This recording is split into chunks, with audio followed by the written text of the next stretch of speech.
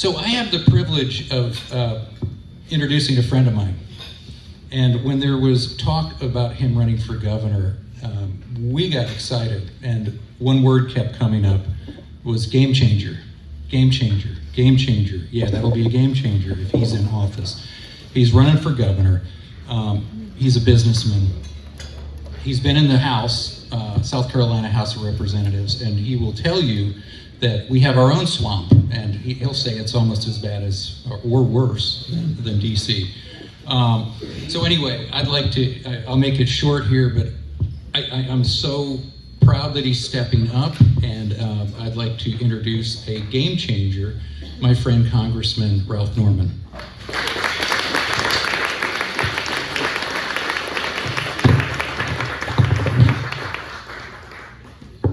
Jay, thank you so much. I appreciate it. What a crowd. This is one of the best turnouts. I don't want to be in front of you. You can be wherever you want to be up here.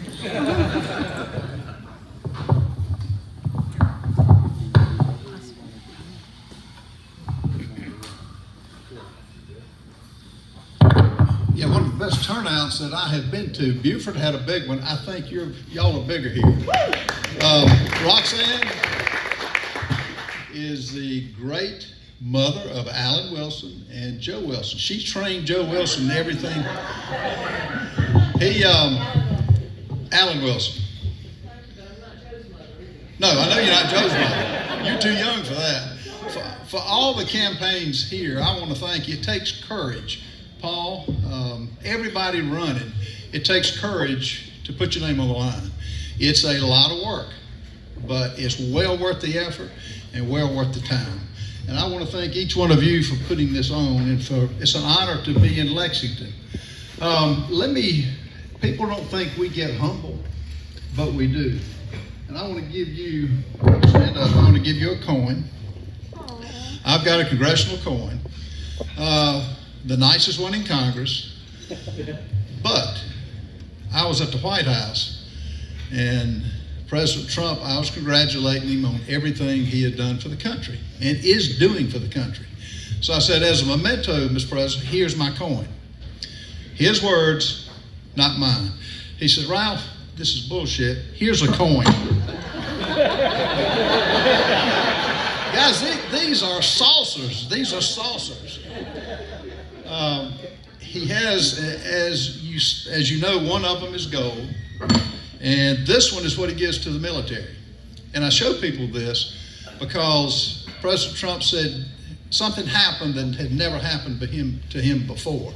He found the guy who could do this, and I'm going to pass it around. I'll start on here and start on there. I need you to promise to get it back. But he said he found the guy, and he said, in Trump's own words, I offered him a lot of money. The guy said, Mr. President, I don't want your money. Fix the country. He said he's never had that before. So this is a real honor. I show this wherever I speak, and about 8 months ago, I had it at a school, passed it around, and at the end, I said, Freddie, where's my coin? A little kid at the back said, Congressman, if you hadn't recognized it, I was going to take your coin. So don't make me come after you. And here is the second best coin in Congress, right here. I want to recognize, thank you, I appreciate it. This is for the party. Well, it's for the party and for the work that you do. The Republican Party has got so much opportunity, and it doesn't come without work. And the fact that you're willing to put it in and be here is special. Alan, stand up. Alan Gardner was active in politics for such a long time. We set up an office here, and it's to the thanks of office. Thanks for the office that you and Mary, in kind to us, allowed us to open a headquarters here. We're excited to do that. So thank you for that. I want to compliment my wife. Lane, stand back up. She will be a great first lady. Not only can she sing, she can dance. So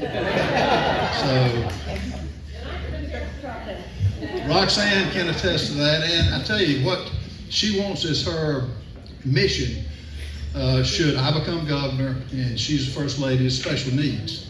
I don't think special needs has ever been represented like it will be with her. It's special. I'll tell you a little bit about myself, why I'm running, and what I think is coming our way. I'm from Rock Hill, South Carolina, went to the public schools, graduated from Presbyterian College in business. After graduating, Elaine and I have 4 children, 17 grandchildren. Now, you can't say that I'm looking for another job or I'm trying to do anything, but I'm in this not for myself, but for the next generation. And with 17 grandchildren, I can say that.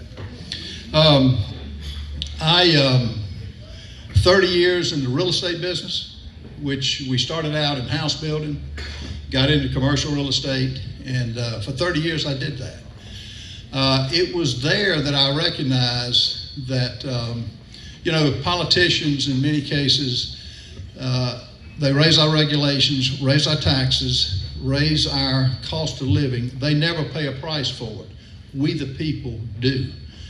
And that's the primary challenge that we have, those of us who are in this thing, to make a difference. And as Jay said, and Jay is an outstanding member of the Freedom Caucus, which I'm a member in Washington, D.C.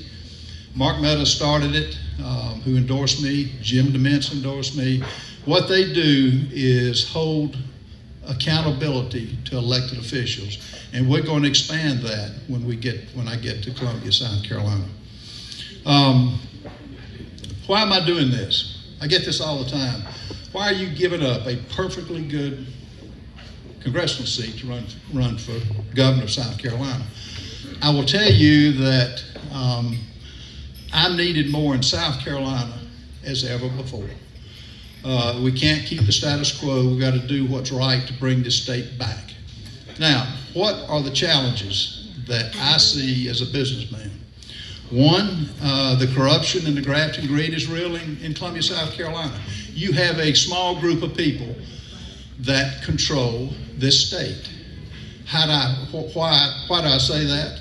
To find $1.2 billion at the end of, I think it was your last year, Jay, just find it, is unacceptable. And people need to be held accountable for that. For having an election commission that spent $3.5 million and really unaccountable, that should not happen.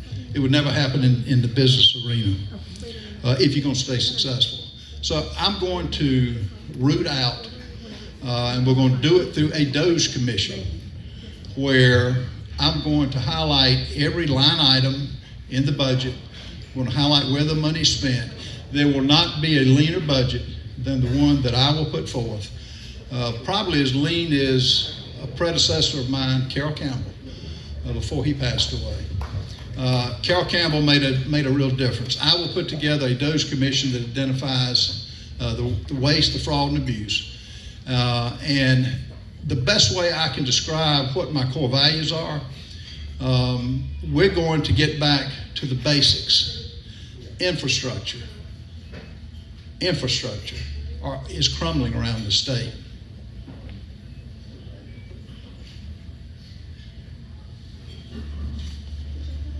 This is a bridge of one of 1,000 that you're crossing every day. The footings are falling out. To tell you how I handle things, a person called me, not on this particular bridge, but on another one. And he said, Norman, we got a problem with the bridge is coming down. I can't get the DOT to call me back. I called him back, called the DOT back. And I got his name and I got the bridge number, and I said, call the DOT. I said, we have a problem. Footings are sinking. There was a homeless guy underneath the footing. And the person at DOT said, well, Congressman, we got it on the list, we'll get to it. I said, no, I said, look, what is your name?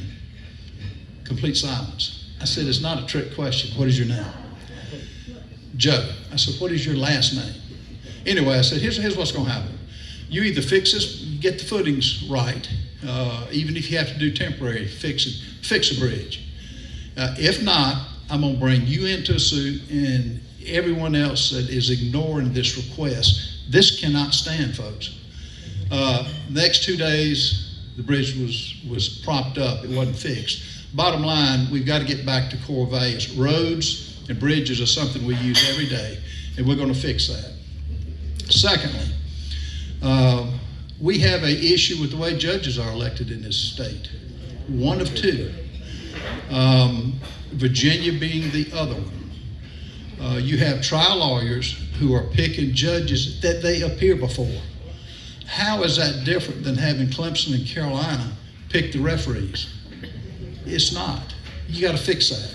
I want the people to vote on the judges, and I want changes with that will fix this problem. We've got a revolving door of criminals. The shooting, and I just found this out a week ago in Willie's Bar and Grill in Beaufort. Guess what? They're running, the ones that killed the 9 people are free. Bottom line, we got to fix our judicial system, and I will do that. Term limits. I'm term limiting myself, but there is it's an 85% positive issue that politicians should not run for office continuously and serve. It's not right for the public. It's not right for the individual, really. I see it in Congress. Yes, people that have been there 30, 40, 50 years. Folks, that's going to change with me. We're going to put the term limit bill up. It's going to be because of J. Kilmartin and others who put this legislation up. I will involve the sheriffs on identifying who the judges that cut these criminals loose, and we'll deal with it. Education. The dollar should follow the child. You should not be doomed to a poor education because of the zip code that you live in. I think it's merit-based pay for teachers. And I'm for private school, homeschool, public school. We're going to raise the bar when it comes to education.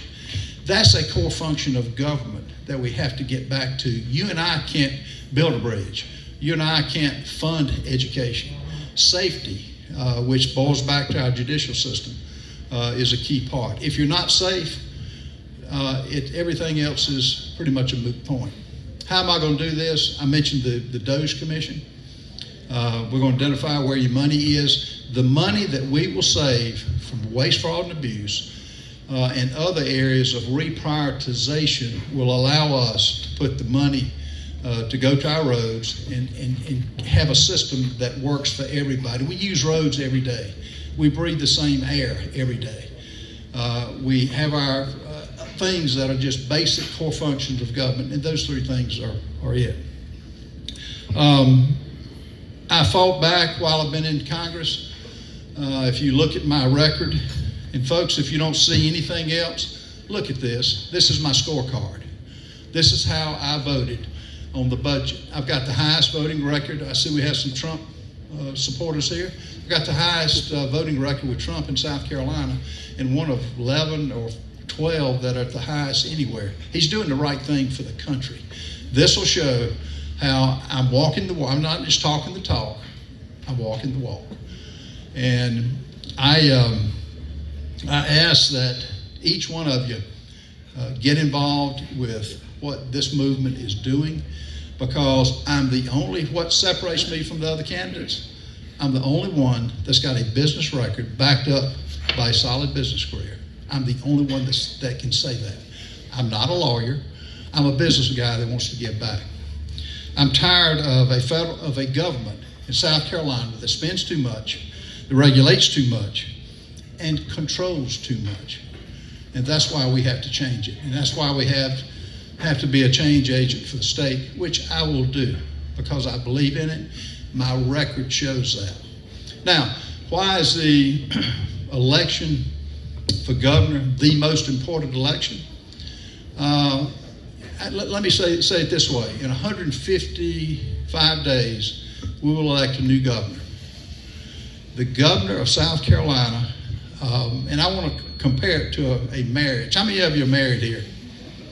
When you get ready to get married to another CEO or another official for 4 years, but I would say 8 years, because you can't beat an incumbent, really. So you're stuck with whoever you elect for the next 8 years. And unlike a college coach, you can't fire him. Unlike really any other thing that I can think of, you're stuck. We are stuck if we elect the wrong person. And we can't keep the status quo like it is, folks. We just can't. And I am more than willing to take this challenge on. I'm more than willing to fight the establishment. And I would ask you to look at the record of everybody. They're all good people. They're friends of mine. But if you had to have surgery for the next 8 years, would you pick somebody that just talks about it or somebody that's done it? And I've done it. And that's what I would ask you to consider. You will like what you see from the results. And it's not going to take that long to get fixed. Due to people like J. Kilmartin and other people, the bills will be put before us. The term limit bill, the infrastructure bill, the education bill, everything I'm telling you about, we will vote on, and we will, I will go. People say, well, Ralph, governor doesn't have that much power. Yes, it does. You can use the veto. I will use the line item veto. And guess what? I'm going to come to groups like here in Lexington. When I have somebody, I don't care whether they're Republican or whether they're Democrat, if they're holding up common sense legislation, I'm going to let you know about it. I don't care what party they're in. And you be the deciding factor to make them do what is the right thing to do. It's long overdue, and whoever I pick for a lieutenant governor, they're not going to be just cutting ribbons and blowing bubbles and kissing babies. They're going to be the road czar. Whoever I pick for lieutenant governor is going to work, and they're going to be people that know what they're doing. Every commission that I put board members on are going to be business people. I'm not paying political favors to something as important as our state government. So there'll be business people, and they will be experts in that particular field. And I've had so many people that have come to me to say, I want to volunteer because I think you're on the right track. And it's not like they want all the money. They just want to serve, and they've been successful in their own sphere of influence. Other things I'm going to do that you need to ask the other candidates, the tough questions. Where are you on casino gambling? The casino that they're going to vote on. I'm against it. Will not support that. Nor have I taken a dime. Ask where they are on all these AI centers going up. Ask the question. Are you going to give the farm away? I noticed one in Dorchester County, an AI center takes up a lot of water, takes up a lot of electricity. We've got an electrical issue in this state, folks. You got to get the politicians out of it. We got a $9 billion debt with a B that the public doesn't know about. Look at your electricity bill, not the kilowatt hour charge, but the other add-ons. You tell me whether you like what you see. And folks, I will just tell you that it's such an opportunity. I'm as optimistic now about South Carolina as I have ever been. And I think we've got so much of an opportunity to make a real difference. I think we've got an opportunity to take the entitled elite off the rolls of the taxpayer and go to work for the taxpayers. That's what government's all about, and that's what my goal will be. I will close with this. Winston Churchill once said that there'll be a time when doing your best isn't good enough. You got to do what's required. Folks, we're going to have to do what's required to take this government back in South Carolina. We're going to have to do what's required to make it the best that it can be. And we're going to have to take this government back and take it from the politicians who will only take, and you've got some good ones, but we've been on the wrong track for the last 10 years as far as the growth in government, the growth in taxes, and so many other things that I can't wait to get involved with. Now, I'll be happy. I've got other things. I'm not going to bore you. I'll be happy to take any question that you might have. I don't know how I'm running time-wise, but be happy to have any questions answered. Yes, sir. Where do you stand on changing the homestead exemption? 19% of our population is 65 or older, but the homestead exemption hasn't been changed in the last 25 years, although home prices and assessments have gone up. Should we change that? Also, if you're from Connecticut and you move here, you only have to be here a couple of years and you get to take advantage of the homestead exemption. Shouldn't they wait 5 years to do so? We looked at the homestead exemption. I got a call today from a lady who said, I can't afford my house. The assessment value is going up. We got the highest tax state in the southeast. We've got to adjust that. We've got to take a look at it. I will present everything to each one of you, to the people in South Carolina, and do what makes sense. Homestead exemption needs to be looked at. The marginal tax rates needs to be looked at. And so only thing I can pledge to you as a businessman, we've got to be affordable here. And we've got to make sure that our seniors are treated fairly, our military is treated fairly, and the population in general is treated fairly. What about all this money going up there to Blackwood for this stupid electric car plant? To give, and I told electric car. to give Scout Motors $1.2 billion to now try to sell directly to the public, to put their headquarters in Charlotte, North Carolina. That's an insult to every American and every South Carolinian. And I was speaking to the car dealers, I said, ask every candidate what they feel about that. It's not going to happen with me, folks. I drive a hard bargain. I've been on both sides of this thing. I've been on the side of industry. I've been on the side of now in government, seeing how they take advantage. But we can't have uncontrolled growth here until it's. I will never use as a basis for my decision with providing jobs. Now, what return are you bringing back to South Carolina? What are you paying to come here? We got an electrical problem, we got a water problem, we got an infrastructure problem. That's going to stop with me. And we'll hold it up until we have common sense things. The AI Center, if it's been reported, to get a company here, they froze the taxes for 53 years. They would not allow a reassessment of the property values. And they gave a 4%, they gave them electricity discount. Folks, you don't do that. You just don't do that. And so I know what I'm doing on this. Again, I'm the only one in this race that's had business experience. I know what it means to make money. I know what it is to lose money. I've done both. And it's time business gets back involved. Does that answer your question? What's next? I know the selecting judges needs to be changed, but when you look at some of these states who elect in the public election, look at New York, and I won't name any names, but I'm sure everybody knows who those are. How do you prevent those type of people from getting into it? Or here's what we're going to have to do. At the public election, it's got some flaws too. So y'all hear his question is, how do we, if you let the people elect them, you involve money, what happens in other states? Crony capitalism is killing us at every level. Paul knows this. But where you have lawyers picking them, it's got to change. Now, I will pick that's where you bring an assortment of what DeSantis did in Florida. You look at the other systems, and I don't know, we could change the Judicial Merit Selection Committee where the governor appoints everybody. It won't be any lawyers on it that go before the judges that they appoint. It just doesn't make sense. So we'll come up with a system. I will rely on Jay and others to put something forward.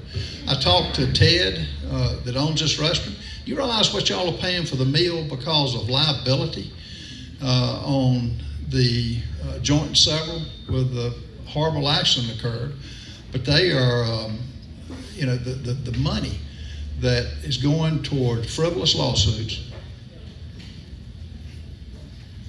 I just happen to have this. I went to Myrtle Beach to speak. I saw 25 of these. I saw one coming up to Lexington that had Santa slipping and falling and said, "Don't you need my help?" Something to that effect. Folks, frivolous lawsuits, we've got to have some change in that. Talk to any bar owner, talk to anybody that, you're the ones paying insurance. We're all the ones paying the insurance premiums. They're making money. And folks, I don't say this is going to be easy. They're going to fight this. It's been their paycheck. My sister's a lawyer. She agrees with me. So we're going to change. We're going to present it to the people of South Carolina, and y'all decide what's the right way. And we'll have to. I will tell you, it will be thought out in a way that has never been thought out before. And I'm tired of hearing we can't do it. If it's never put forward, no, it's impossible. We're going to put it forward. Jay. Funny, last time I went to Myrtle Beach, I saw all those signs. They're like every mile. And you'd be shocked, or maybe not, how many of their faces I know because they're in the House of Representatives. The lawyers. 33 lawyers. 33%. 33 lawyers in the General Assembly. Like I say, it's a clique that controls this town. I'm sorry, it just is. I saw it when I was there. But that's why I'm running, folks. That's exactly why I'm running. One of the reasons. The things I've laid out for you tonight have got to happen. The thing that scares me the most, that keeps me up at night, we are similar to a state that we all knew back in the 70s under conservative leadership.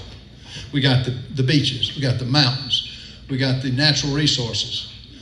California under Ronald Reagan, conservative leadership, was a model state. Look at it now. If you have not been to California, and Lane and I have been probably 4 years ago, it's a cesspool. Liberal leadership doesn't work. That's where we come in. Conservative leadership works. Liberal socialism that's taken over our capital, to be honest with you, with Muslims to back that up, which is sick. But I'm worried about South Carolina and the influx of growth that I'm seeing. Where do you think people from New York are coming? Here. He said he's going to tax the rich. Look, those who have made money know how to, they'll leave. Their feet will do the voting. Problem is, we have here in Lexington is a lot of times many good people come here. But if they take the politics with them, they're not welcome here. Liberalism doesn't work.